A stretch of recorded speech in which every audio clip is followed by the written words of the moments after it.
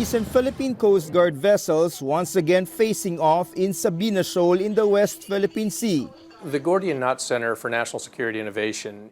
Retired U.S. Air Force Colonel Ray Powell is the head of Project Muyushu of Stanford University in California. Using commercially available data, including satellite images, the project keeps track of China's gray zone operations in the South China Sea.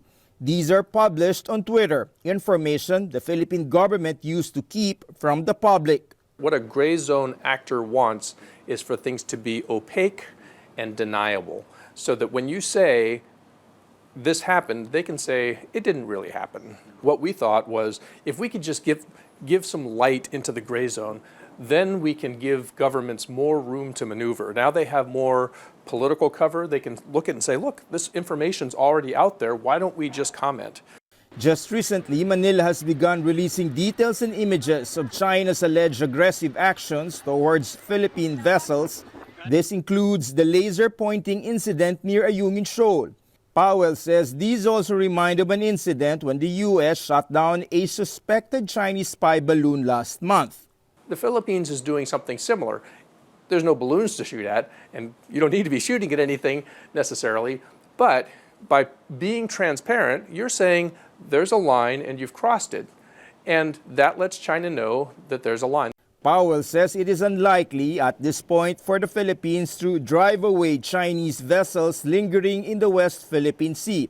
For the longest time, Manila has kept silent about it, and it's time to speak out and expose these intrusions. Diplomacy to contain the dispute seemed to have been counterproductive, and China did not deliver on some of its loans and investments.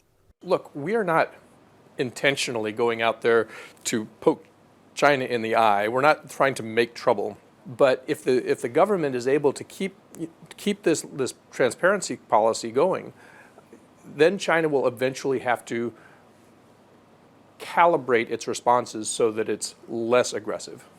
China is deemed as among the world's superpowers. But Powell asks, is it willing to pay reputational cost for bullying a smaller country like the Philippines? And I know that when I do this, I'm probably going to end up on CNN Philippines tonight. And is that really worth it? And while Manila is no match to Beijing's military might, speaking truth to power may have to be its most potent weapon for now. David Santos, CNN Philippines.